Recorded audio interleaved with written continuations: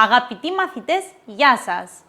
Σήμερα θα λύσουμε την απορία του μαθητή μας Μάναρ, ο οποίος ζήτησε να μάθει πότε χρησιμοποιούμε τις λέξεις όποιος, όποια, όποιο.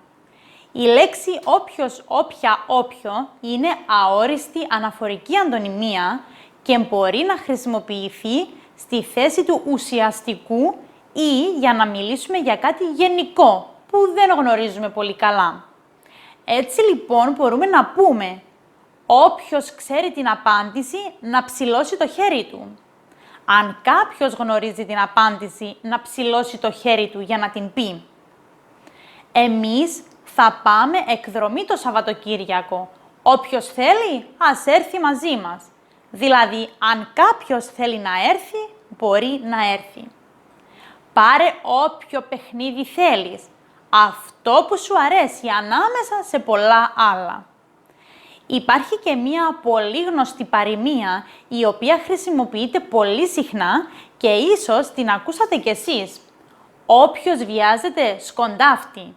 Αυτός δηλαδή που βιάζεται να τελειώσει κάτι ή να πάει κάπου πολύ γρήγορα, είναι πολύ πιθανόν στο τέλος όλα να πάνε στραβά και να μην τα καταφέρει. Όπως δηλαδή όταν τρέχουμε και υπάρχει κίνδυνος να πέσουμε κάτω. Η αναφορική αντωνυμία όποιος, όποια, όποιο μπορεί να αντικατασταθεί και από μία άλλη αναφορική αντωνυμία οποιοσδήποτε, οποιαδήποτε, οποιοδήποτε και σημαίνει ακριβώς το ίδιο.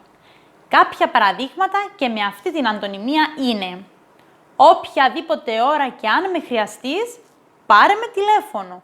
Ό,τι ώρα κι αν είναι δηλαδή και πιο συγκεκριμένα όποια ώρα κι αν είναι. Ακόμη, διάλεξε οποιαδήποτε σοκολάτα θες και θα σου την αγοράσω. Όποια σοκολάτα σου αρέσει δηλαδή ανάμεσα σε πολλές.